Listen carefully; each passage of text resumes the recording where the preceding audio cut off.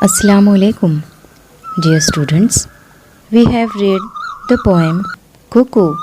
Now let's understand meaning of the poem. अजीज़ तलबा, हमने कुकू इस नज़्म को पढ़ा। आइए अब हम इसका मतलब समझ लेते हैं। सबसे पहले अब हम यहाँ पहली दो लाइन्स ले लेते हैं। Cuckoo cuckoo what do you do. यहाँ पर कुकू से यानी कोयल से सवाल किया गया है कि cuckoo cuckoo what do you do, तुम क्या करते हो। इसके बाद अब हम नेक्स्ट दो लाइन लेते हैं। इन अप्रैल आई ओपन माई बिल।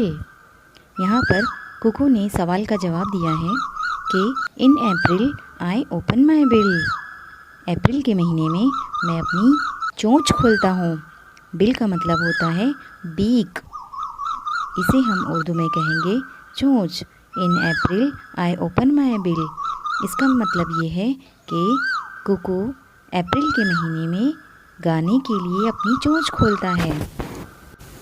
उसके बाद हम नेक्स्ट दो लाइन लेते हैं।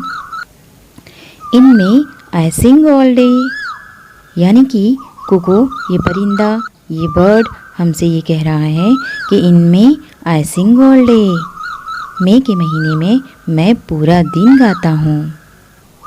नेक्स्ट दो लाइन लेते हैं। In June I change my tune.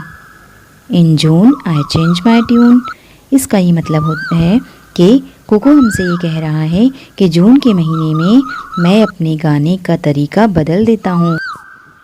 यानी कुकू के अपने ट्यून चेंज करने का मतलब है कि वो अपने गाने का अंदाज़ बदल देता है। In June I change my tune. Next दो लाइन लेते हैं। इन जुलाई अवे आई फ्लाई, यानी कुकू ये कह रहा है कि मुझे जुलाई में दूर उड़ना है। अवे का मतलब होता है दूर और फ्लाई का मतलब होता है उड़ना, यानी इसका मतलब ये हुआ कि कुकू जुलाई में दूर उड़ने की तैयारी कर लेता है। अब हम लास्ट की दो लाइन लेते हैं।